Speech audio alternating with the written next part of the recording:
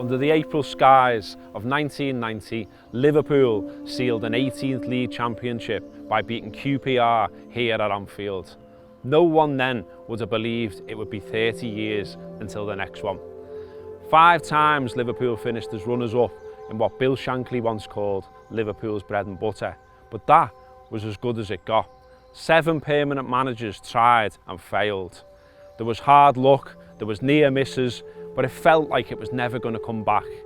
Then along came Jurgen Klopp, the 8th permanent manager to have a crack, and he's done it. We've even beaten a global pandemic. This is how the league was won, through the eyes of the Anfield Wrap.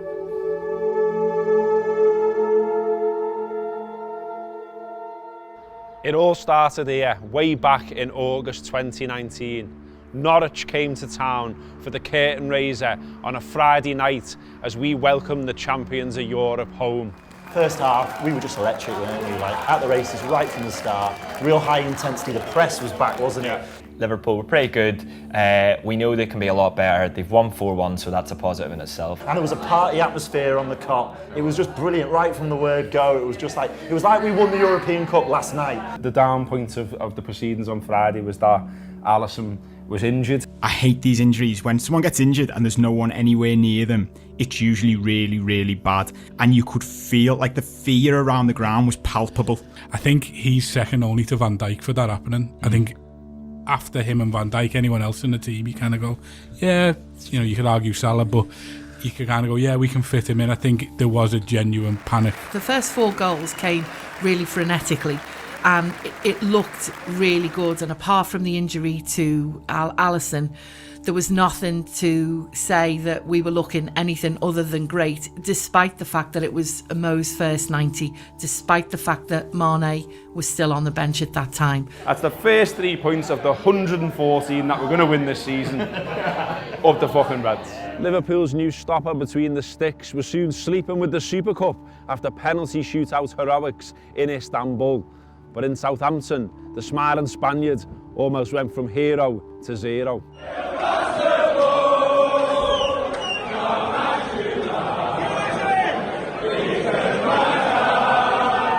First half was scrappy and disjointed, but not troubled particularly often. And then second half, on the back of Mane's goal, I thought Liverpool were really, really impressive for a long period of that second half, and it was only once Adrian makes the mistake that the nerves start jangling. It was a bit of a shame because I thought he played a really good game. Made some in good general saves. up until that moment. It's not perfect, but you know, I think attacking we've looked better. There was a period at the weekend where I thought we played equally as good a football as I've seen us play probably since Coutinho was here. When we were, you'd look at the game was it in Russia or somewhere, we won by 7. Liverpool were making light work of the early season. Arsenal, Burnley, Newcastle, all swatted aside with ease by the mighty Reds. Even a Turf Moor tantrum from Sadio Mane couldn't affect the feel-good. But what about a defeat by Napoli in the Champions League? Would that burst the bubble? It was a trip to Stamford Bridge next.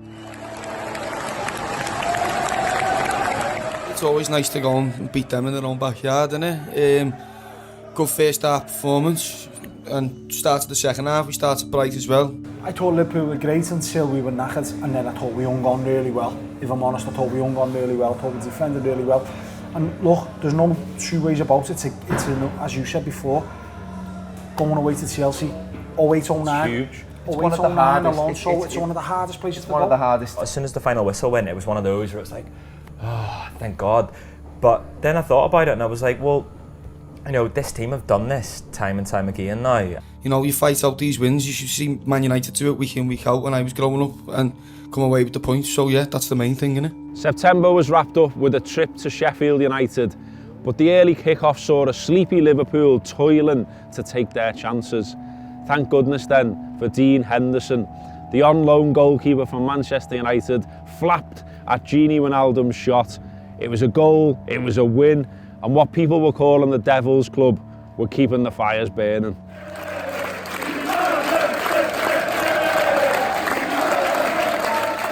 We were talking about it before as a bit of a banana skin and a bit of a worry, and It got to about 60 there and I was starting to worry. I really was. 16 in a row is absolutely incredible, regardless of whatever opposition you faced in that time, regardless of the fact that it's split a little bit over 2 seasons or whatever else.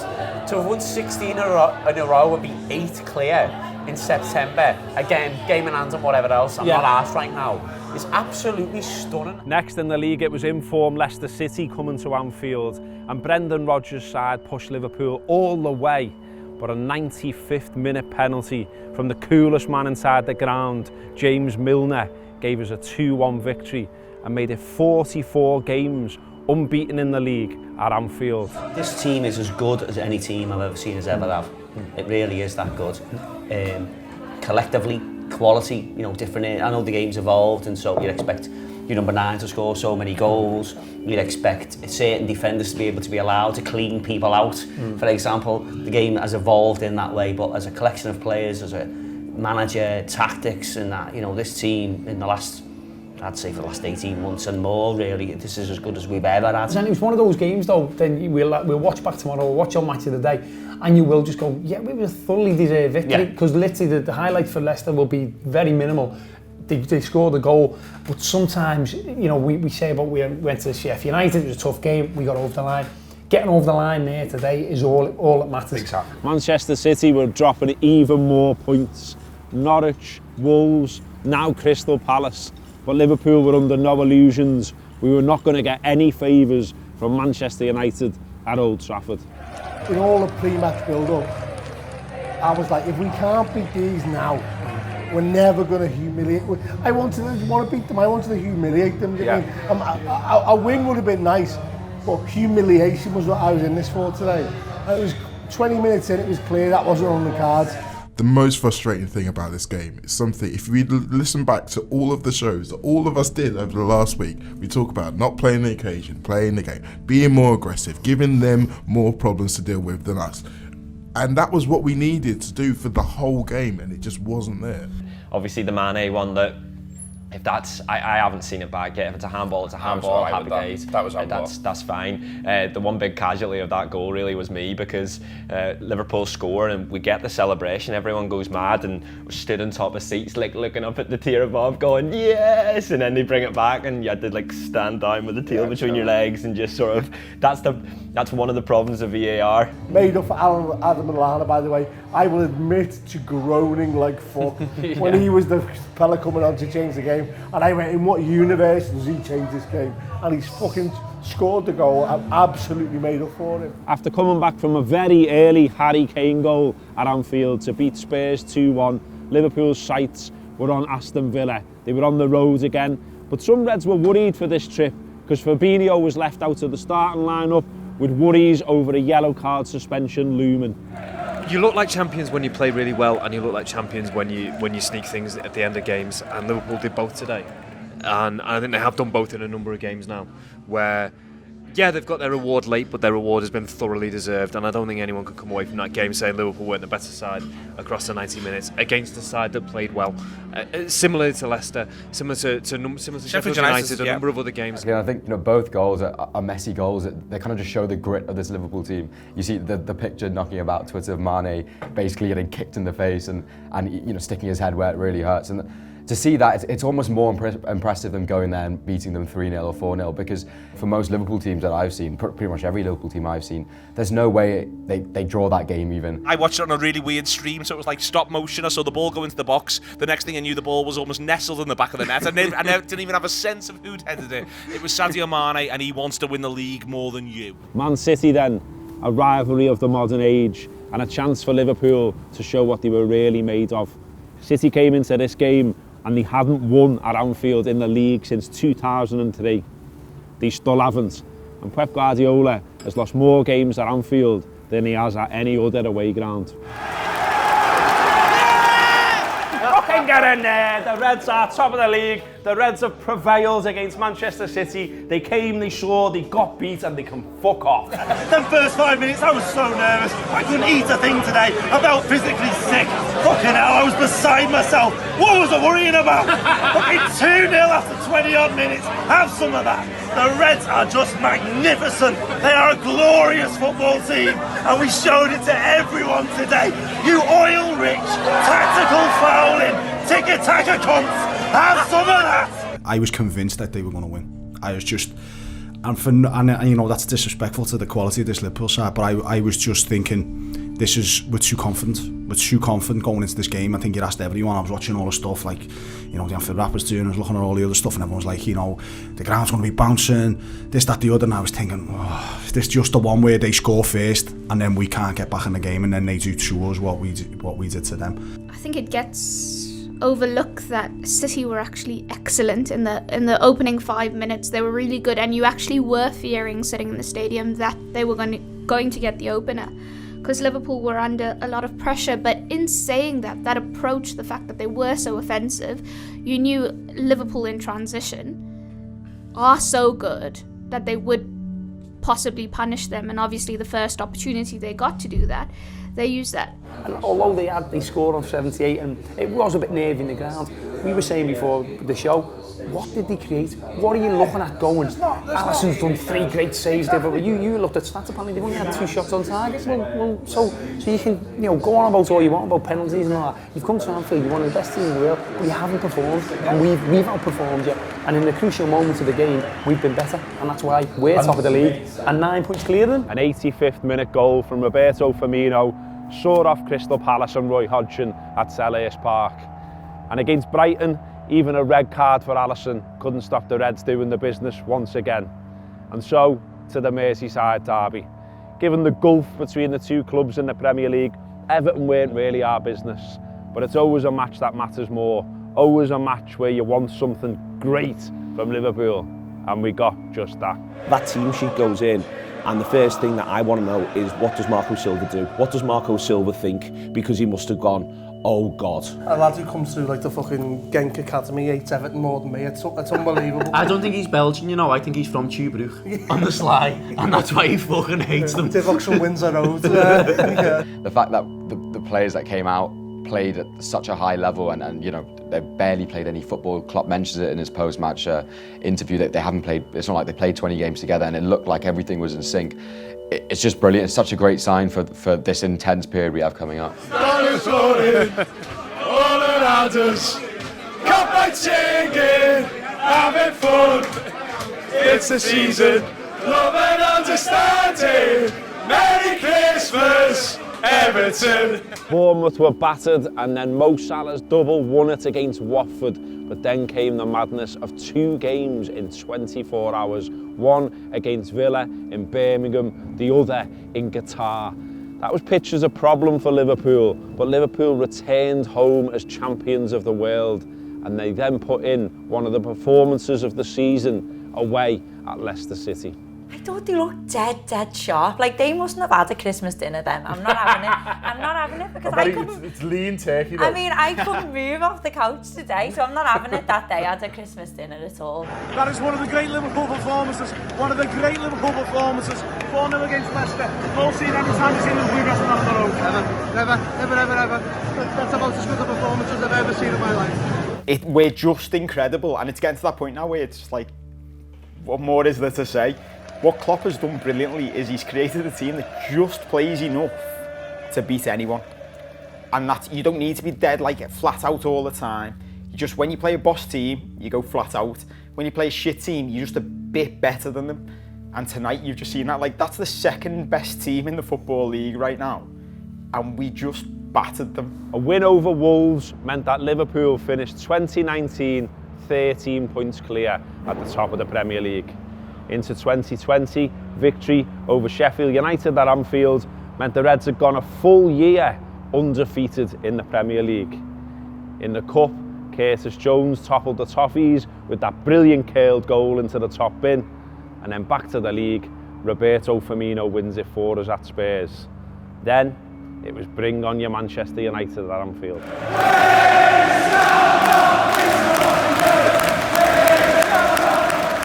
Manchester United, the real Manchester United, ruined my childhood.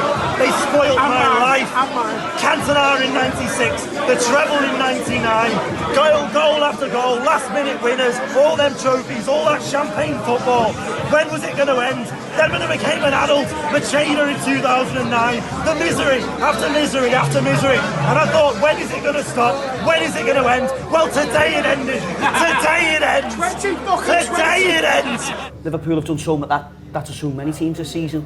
It's just because it's Man United and you do your head in and you really want to get it over the line and you're thinking, oh, they're going to get a scabby equaliser late and that's really paining you. But contextually, even if they had, it would have been going back to Liverpool in the pump where Man U get a draw and we win the league. I mean, we were better than them. They put a shift in, didn't they? Yeah. Man United, fair play to them. I don't think Liverpool start particularly well. The goal probably goes, I wouldn't say against the run of play, but there's no sign of a goal coming really. It's a little bit sloppy in parts. But when they get the goal, Robbo, I thought we do take a real stranglehold of the game, and I think United struggled for 10-15 just to get out the half. It was just aimless balls. I just want to talk about the Salah goal really. Like, not so much even the goal, the explosion afterwards.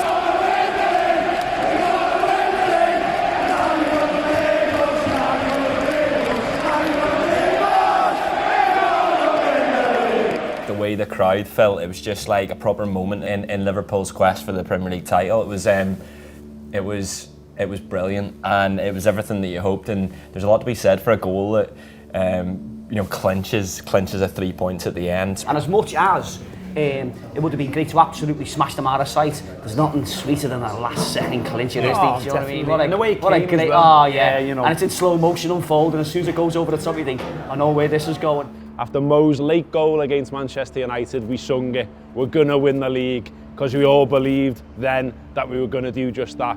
It was Wolves next after that, and it was one of the toughest tests of the season, but Liverpool, as ever, found a way.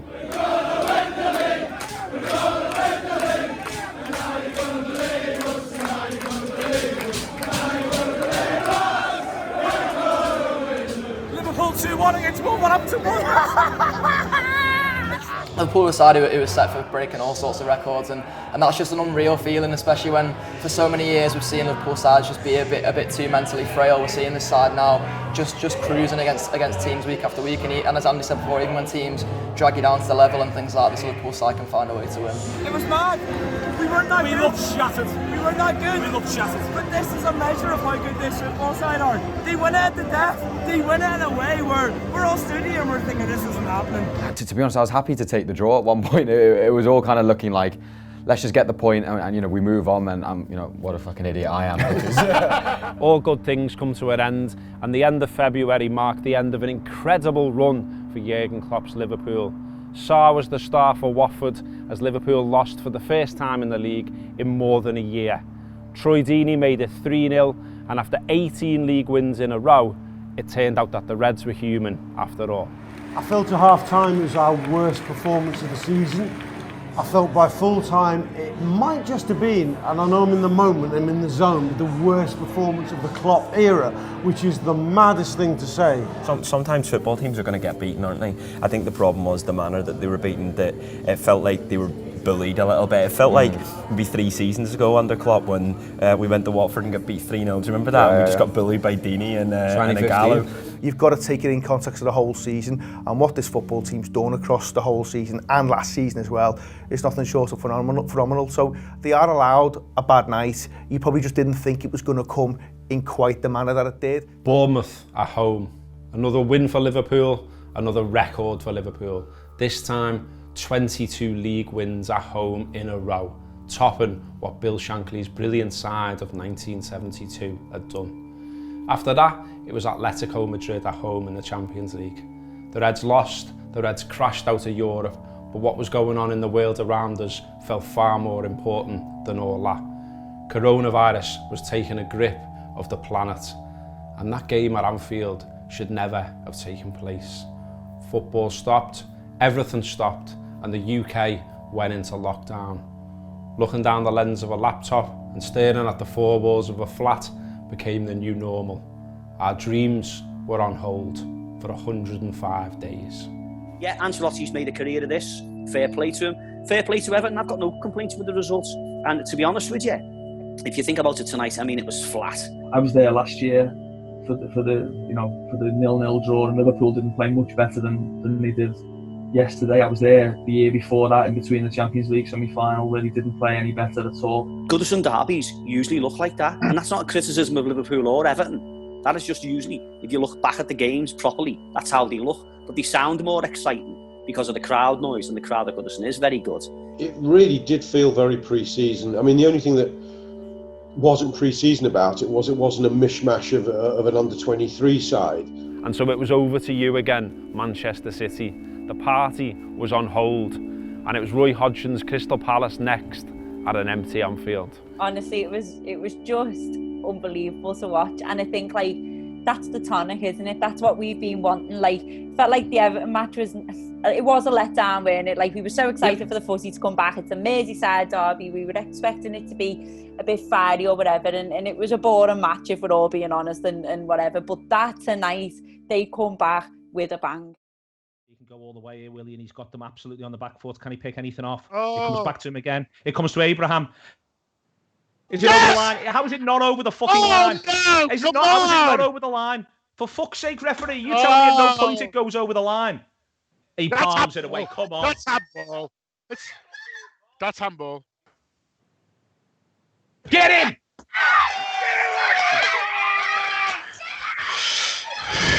Brilliant. It's done, John. Liverpool are champions.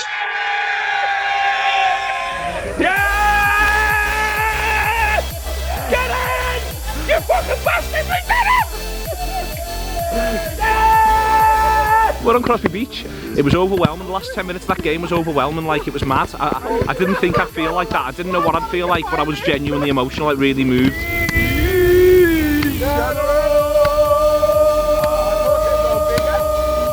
At this point in time, you've got a Liverpool manager who is not asked about anything else other than what we're interested in. You know, his whole thing is, I'm only asked about these fans, and I'm only bothered about what they're up to and whether they're happy, and it's just the greatest thing. Honestly, it's just the greatest thing. I could never picture or imagine what winning the league would be like. It's I've seen 2 European Cup final wins. They're special, but this is like, it's almost like relief. It's joy. It's happiness. Happiness is the thing. I feel happy. I feel content. There's nothing you can do to take this away from us. This is the greatest it will ever be. Ever, ever, ever. And we've done it. We've done it. Liverpool are champions for the 19th time. 30 years in the waiting. I'm on Lark Lane here in Liverpool, and people are driving along, beeping the horn, setting off pyro, doing what they can do. There are fireworks going off around me. Liverpool is celebrating. Liverpool was always going to celebrate, because after all of those disappointments, after all those nearlies but not quite, Liverpool have done it. Liverpool are champions. And thanks very much for watching this video all the way through. Up the fucking Reds!